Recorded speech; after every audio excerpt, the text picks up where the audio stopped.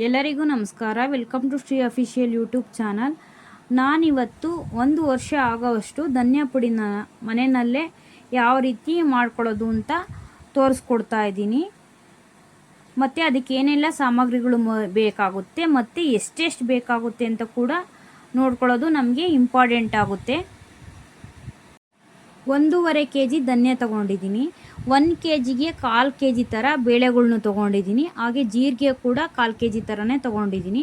ಹಂಗಾಗಿ ಕಡಲೆಬೇಳೆ, ಹೆಸರು ಬೇಳೆ, ತೊಗರಿಬೇಳೆ ಮತ್ತು ಹುರ್ಗಡ್ಲೆ ಹಾಗೆ ಜೀರಿಗೆನ 375 ಗ್ರಾಮ್ ತೊಗೊಂಡಿದ್ದೀನಿ.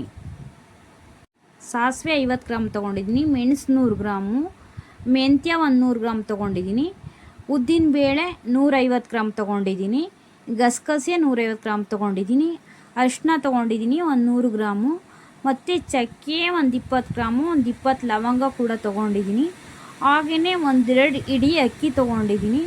ಮತ್ತು ಹುರ್ಕೊಳ್ಳಿಕ್ಕೆ ಸ್ವಲ್ಪ ಎಣ್ಣೆ ತೊಗೊಂಡಿದ್ದೀನಿ.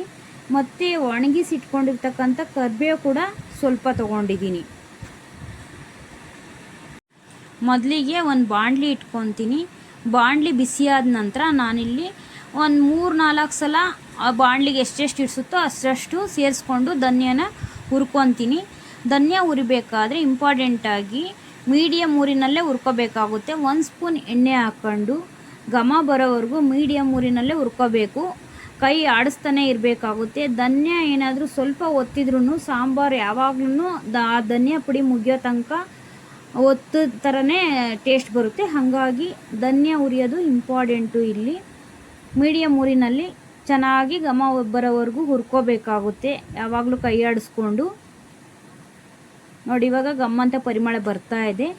ಇವಾಗ ನಾನು ಧನಿಯಾ ಹುರ್ಕೊಂಡಿದ್ದನ್ನ ಒಂದು ಬಾಕ್ಸಲ್ಲಿ ಹಾಕ್ಕೊತಾ ಇದ್ದೀನಿ.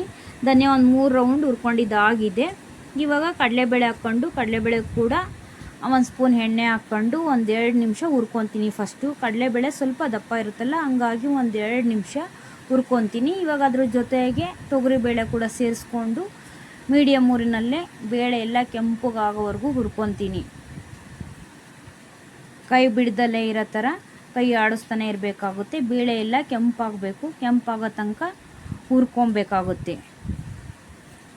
ನೋಡಿ, ಬೇಳೆ ಎಲ್ಲ ಕಲರ್ ಚೇಂಜ್ ಆಗಿ ಹುರ್ಕೊಂಡಿದೆ. ಇವಾಗ ಇದನ್ನು ಕೂಡ ಅದೇ ಬಾಕ್ಸ್ ಒಳಗಡೆ ಹಾಕ್ಕೊತಾ ಇದ್ದೀನಿ. ಇವಾಗ ಉದ್ದಿನಬೇಳೆ ಹಾಕ್ಕೊತಾ ಇದ್ದೀನಿ. ಉದ್ದಿನಬೇಳೆಗೆ ಸ್ವಲ್ಪ ಎಣ್ಣೆ ಹಾಕ್ಕೊಂಡು ಇದನ್ನು ಕೂಡ 1 ನಿಮಿಷ ಹುರ್ಕೊತೀನಿ. 1 ನಿಮಿಷ ಹುರಿದಿದ್ದಾದಮೇಲೆ ಇದ್ರ ಜೊತೆಗೆ ನಾನು ಹೆಸರು ಬೇಳೆನ ಸೇರಿಸ್ಕೊಂಡು ಮಿಕ್ಸ್ ಮಾಡ್ಕೊಂಡು ಹುರ್ಕೊತೀನಿ. ಉದ್ದಿನಬೇಳೆನ ಈ ಕ್ವಾಂಟಿಟಿನಲ್ಲೇ ಹಾಕ್ಕೊಂಡ್ರೆ ಸಾಂಬಾರು ಸ್ವಲ್ಪ ಲೋಳೆ ಥರ ಆಗುತ್ತೆ ಅಂತ ಅಂದ್ಬಿಟ್ಟು ಉದ್ದಿನಬೇಳೆನ ತೊಗರಿಬೇಳೆ ಮತ್ತು ಕಡಲೆಬೇಳೆ, ಹೆಸರು ಬೇಳೆ ಕ್ವಾಂಟಿಟಿನಲ್ಲೇ ತಗೊಳ್ಳಲ್ಲ. ಹಂಗಾಗಿ 1 kgಗೆ 100 ಗ್ರಾಮ್ ಥರ 150 ಗ್ರಾಮ್ ಸೇರಿಸ್ಕೊಂಡು ಉದ್ದಿನಬೇಳೆನ ಹುರ್ಕೊತಾ ಇದ್ದೀನಿ. ಇದು ಕೂಡ ಕೆಂಪಾಗಬೇಕು, ಚೆನ್ನಾಗಿ ಕೆಂಪಾಗೋ ರೀತಿಯಲ್ಲಿ ಹುರ್ಕೋಬೇಕಾಗುತ್ತೆ. ಹಸಿ ವಾಸನೆ ಎಲ್ಲ ಹೋಗಿ ಎಲ್ಲ ಪದಾರ್ಥನೂ ಅಷ್ಟೇ ಕೆಂಪಾಗೋ ತನಕ ಹುರ್ಕೊಂಡು ಹಾಕ್ಕೊಂಡ್ರೆ ಧನಿಯಾದ ಪುಡಿ ವರ್ಷಗಟ್ಟಲೆ ಇಟ್ಟರೂ ಕೆಡೋದಿಲ್ಲ. ಇವಾಗ ಮೆಂತ್ಯ ತೊಗೊಂಡಿದ್ದೀನಿ. ಮೆಂತ್ಯ ನಾನಿಲ್ಲಿ ಒಂದು 100 ಗ್ರಾಮ್ ತೊಗೊಂಡಿದ್ದೀನಿ. ಮೆಂತ್ಯ ಜಾಸ್ತಿ ತೊಗೊಂಡ್ರೆ ಸ್ವಲ್ಪ ಕಹಿ ಆಗಿಬಿಡುತ್ತೆ, ಹಂಗಾಗಿ 100 ಗ್ರಾಮ್ ಮೆಂತ್ಯ ತೊಗೊಂಡಿದ್ದೀನಿ. ಮೆಂತ್ಯ ಕೂಡ ಹುರ್ಕೊಂಡಿದ್ದಾಗಿದೆ. ಇವಾಗ ನಾನು ಜೀರಿಗೆ ಹಾಕ್ಕೊತಾ ಇದ್ದೀನಿ. ಜೀರಿಗೆನೂ ಕೂಡ ಚಟಪಟಾನವರೆಗೂ ಮೀಡಿಯಮ್ ಊರಿನಲ್ಲೇ ನೀಟಾಗಿ ಘಮ ಬರೋವರೆಗೂ ಹುರ್ಕೊಳ್ಳೋಣ. ನಾನಿಲ್ಲಿ ಜೀರಿಗೆ ಎಲ್ಲದನ್ನು ಸೇರಿಸ್ಕೊಂಡು ಹುರ್ಕೊತಾ ಇಲ್ಲ. 1/4 ಭಾಗದಷ್ಟು ಹಾಗೆಯೇ ಇಟ್ಕೊಂಡಿದ್ದೀನಿ. 1/3 ಭಾಗದಷ್ಟು ಮಾತ್ರ ಹುರ್ಕೊತಾ ಇದ್ದೀನಿ ಜೀರಿಗೆನ. ನೋಡಿ, ಕಲರ್ ಚೇಂಜ್ ಆಗಿದೆ. ಜೀರಿಗೆ ಚಟಪಟ ಅಂತ ಇದೆ. ಜೀರಿಗೆ ಕೂಡ ಹುರ್ಕೊಂಡಿದ್ದಾಗಿದೆ. ಇವಾಗ ಅದನ್ನು ಕೂಡ ನಾನಿಲ್ಲಿ ಪಾತ್ರೆ ಒಳಗಡೆ ಹಾಕ್ಕೊತಾ ಇದ್ದೀನಿ. ಮತ್ತು ಮೆಣಸು ಹಾಕ್ಕೊತಾ ಇದ್ದೀನಿ. ಮೆಣಸು 100 ಗ್ರಾಮ್ ಹಾಕ್ಕೊತಾ ಇದ್ದೀನಿ. ನೋಡಿ, ಮೆಣಸು ಕೂಡ ಪಟಪಟ ಅಂತ ಸಿಡಿಯ ಸ್ಟಾರ್ಟ್ ಮಾಡುತ್ತೆ. ಅಲ್ಲಿ ತನಕ ಮೀಡಿಯಮ್ ಊರಿನಲ್ಲೇ ಹುರ್ಕೋಬೇಕಾಗುತ್ತೆ.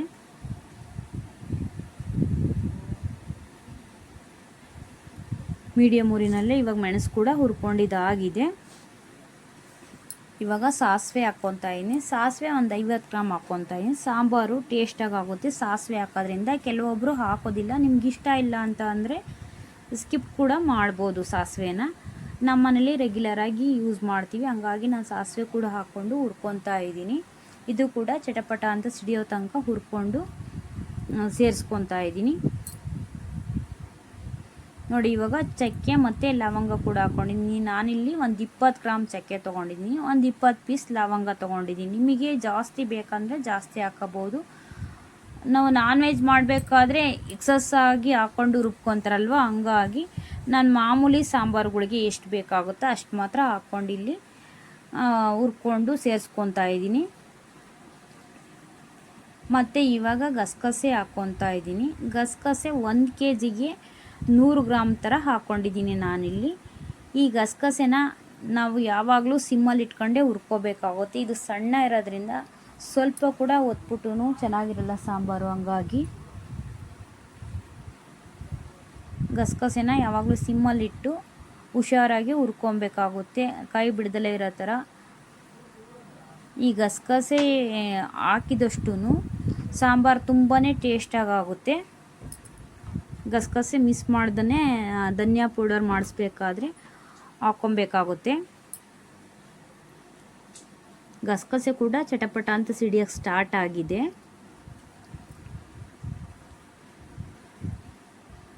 ನೋಡಿ ಇವಾಗ ಗಸಗಸೆ ಕೂಡ ರೆಡಿ ಆಯಿತು.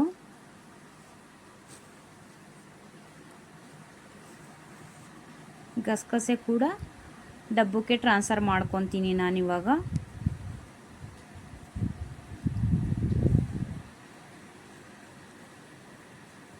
ನೋಡಿ ಇವಾಗ ಅರಿಶಿನ ನಾನಿಲ್ಲಿ 1 kgಗೆ 100 ಗ್ರಾಮ್ ಥರ ತೊಗೊಂಡಿದ್ದೀನಿ. ಒಂದು 150 ಗ್ರಾಮ್ ಅರಿಶಿನ ಕುಟ್ಟಿ ದಪ್ಪ ಪುಡಿ ಮಾಡಿ ಹಾಕ್ಕೊತಾ ಇದ್ದೀನಿ. ಅರಿಶಿನ ಕೆಲವೊಬ್ಬರು ಹಾಕೋದಿಲ್ಲ, ಹಾಕಿದ್ರೆ ಟೇಸ್ಟು ಚೆನ್ನಾಗಿರುತ್ತೆ ಮತ್ತು ಕಲರ್ ಕೂಡ ತುಂಬ ಚೆನ್ನಾಗಿ ಬರುತ್ತೆ.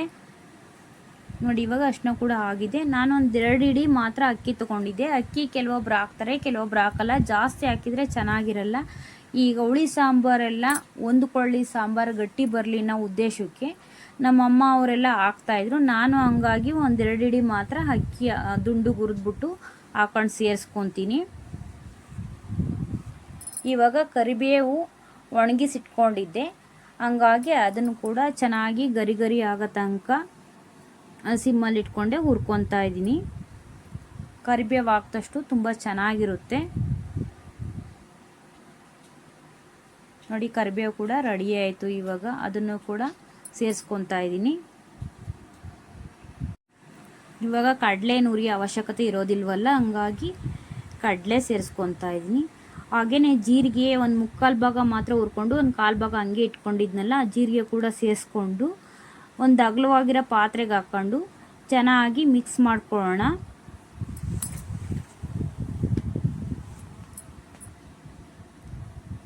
ನೋಡಿ ಈ ಥರ ನೀಟಾಗಿ ಮಿಕ್ಸ್ ಮಾಡ್ಕೋಬೇಕಾಗುತ್ತೆ.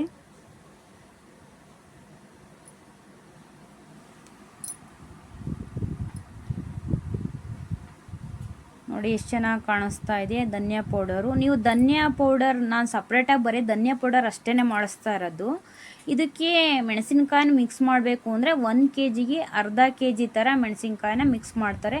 ಅದು ಖಾರ ನೋಡ್ಕೊಂಡು ಮಿಕ್ಸ್ ಮಾಡಬೇಕಾಗುತ್ತೆ. ಇದನ್ನು ನಾವು ಮಿಷಿನಲ್ಲಿ ಹೋಗಿ ಹಾಕಿಸ್ಕೊಂಬಂದರೆ ಧನಿಯಾ ಪುಡಿ ರೆಡಿ ಆಯಿತು. ನೋಡಿ ಎಷ್ಟು ಚೆನ್ನಾಗಿ ಬಂದಿದೆ ಧನಿಯಾ ಪೌಡರು, ಎಷ್ಟು ಕಲರ್ಫುಲ್ ಆಗಿದೆ. ಸಾಂಬಾರು ಕೂಡ ಘಮ ಘಮ ಅನ್ನೋ ಥರ ರೆಡಿ ಆಗುತ್ತೆ ಈ ಥರ ಧನಿಯಾ ಪೌಡರ್ ಮಾಡಿದ್ರೆ. ನೀವು ಒಮ್ಮೆ ಟ್ರೈ ಮಾಡಿ ನೋಡಿ ಹೇಗೆ ಬಂತು ಅಂತ ಕಮೆಂಟ್ ಮಾಡಿ, ಲೈಕ್ ಮಾಡಿ, ಶೇರ್ ಮಾಡಿ, ಸಬ್ಸ್ಕ್ರೈಬ್ ಆಗಿ.